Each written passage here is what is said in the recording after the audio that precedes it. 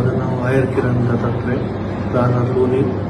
माझं फेब्रुवारी महिन्यामध्ये गाडीवरून स्लिप होऊन पडलो होतो.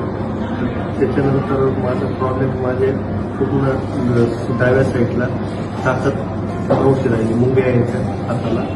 आणि त्याच्यानंतर मला विळदला विचार फाउंडेशनमध्ये आणलं हॉस्पिटलला. तिथे MRI ते केलं. तर मग तिथं भालेराव सरांनी की मला सांगितलं की ऑपरेशनची गरज आहे असं.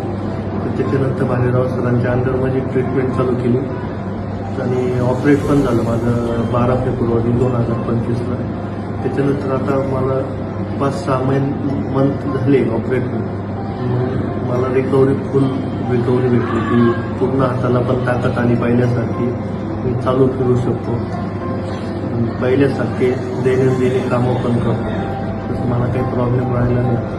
त्यामुळे भालेराव सरांची मानवतेची खूप कमीची की भालेराव सर तुम्ही मला उपचार केल्यामुळे